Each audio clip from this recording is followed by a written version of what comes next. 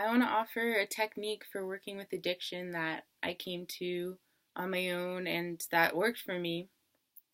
So, whatever your whatever addiction you're dealing with in whatever form, it's not necessarily about the form of the substance that you're addicted to, whether it be compulsive eating or you're just obsessed with a person, or whether it be an intoxicant. Although working with intoxicants might be a bit different because there's also the effect of the intoxicant. Um, Although being obsessed with a person can be intoxicating too. Um, but it's it's this behavior of being out of control where we go into this mode that's unconscious and we're acting from there, even though we consciously know what we want for ourselves. For some reason, we keep repeatedly doing something we don't want to do and then suffering the consequences of it. And it gets to a point where it's destroying us. And so this is something that I came to that's worked for me. So there's this critical moment where I'm going about my day and then the thought will arise like, oh, I kind of want this thing, whatever it is, this substance. Let's use the word substance. Um, and and I'll want it. And in addiction, I'll just go get it. There'll be something happens where I go from knowing I don't want to engage with this thing anymore to me going ahead and going and get it. There's this slip that happens where I just become unconscious. Um, and so it's a matter of slowing down this moment where I am about to go act on this craving. So instead, when this craving comes up, this takes a lot of effort and discipline, and it'll take practice. Just sit down. You're about to go drive to the alcohol store. You're about to go text this person. You're about to go open the refrigerator when you know you're not hungry.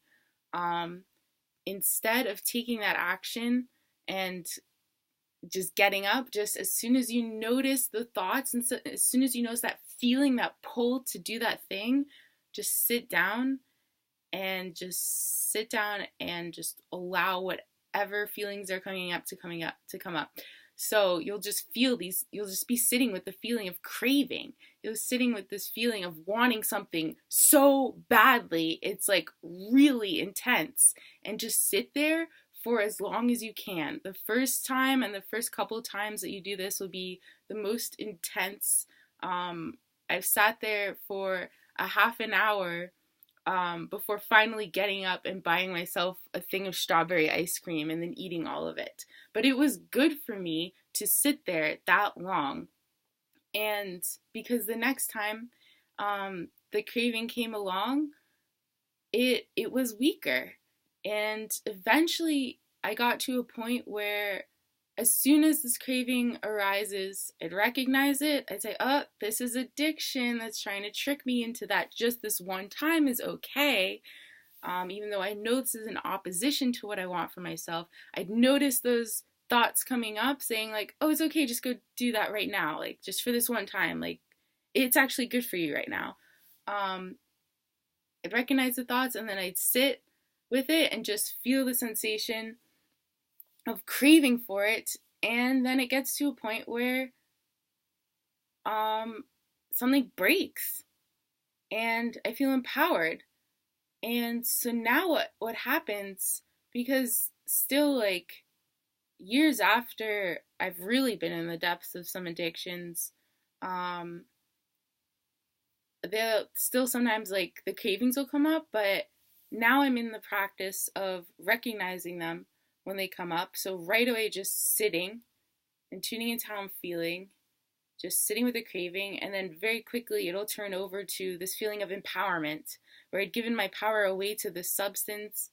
Now I feel like, yes, like as good as it feels to indulge in addiction, this feels really a lot better. It feels really good to say, no, like, no thanks, it's not what I want to create for myself. And something really important that I came to was being really nice to myself, because I know that this isn't something that I want to create for myself. I know I keep acting in opposition to what I'm trying to do. And so being hard on myself, and like there was a point in my healing process where I would write myself notes everywhere saying like don't do this, like don't indulge later, like just don't do that. And then I had to let that go, because I was putting too much focus on the form of my behavior, which was like taking action on like taking a substance or whatever it is. I was putting too much emphasis on, I was considering success as whether or not I indulged in my addiction.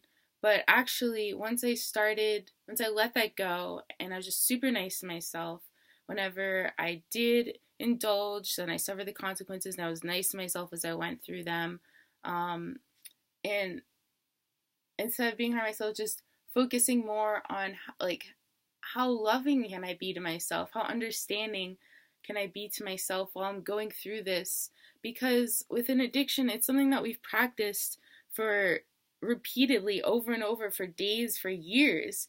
And so it's going to take some practice for us to get into these new habits of breaking through that, of sitting with the really uncomfortable feeling of craving and not acting on it.